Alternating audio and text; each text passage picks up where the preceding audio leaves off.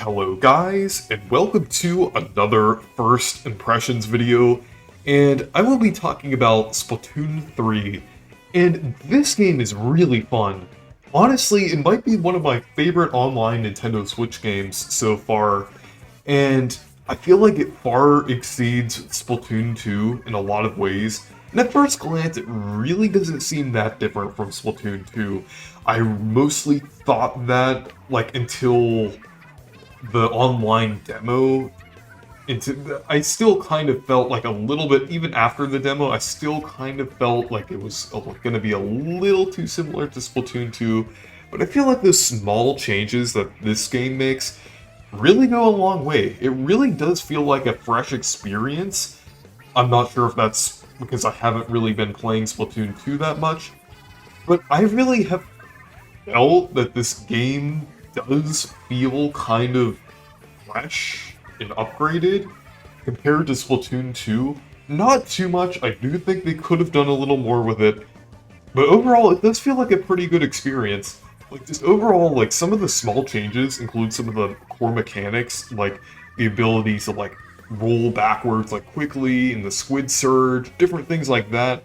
Also the new weapons feel really nice. And also the new lobbies that are also in the game as well are pretty nice. It's not really just a menu like Splatoon 2 was, it's an actual lobby this time, which is really nice. You can kind of practice in between games, and I really like that feature. I feel like there's a lot of quality of life updates here. I know that's not really something that should carry a sequel, and I don't really think it is carrying the sequel because there are a lot of other features, but they are things that are nice to have. And some other things that I really like is that the main hub, Splatsville, is now a lot bigger than Inkopolis Square. It's it has a lot more going on there, and it's much more interesting to explore. It's not just one little area, one little block. It's a whole kind of city area.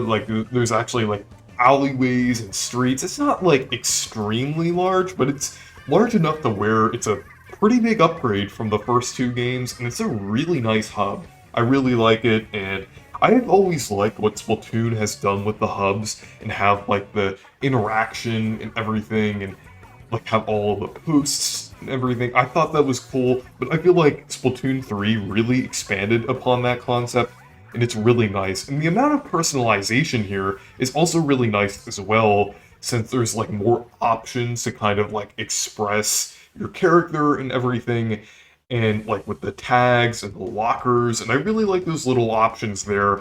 I think those are pretty cool. And just overall, it's really fun. I've really been enjoying both the online and the story mode. And yeah, about the story mode, I'm not going to spoil anything, obviously, but it's really fun. It's really interesting, and I feel like it's much more interesting than it was in the previous games. And I feel like it's not really entirely a part of the selling point, but it's definitely one key difference between Splatoon 3 and the other games. I feel like there's definitely more focus and much more put into the story mode this time.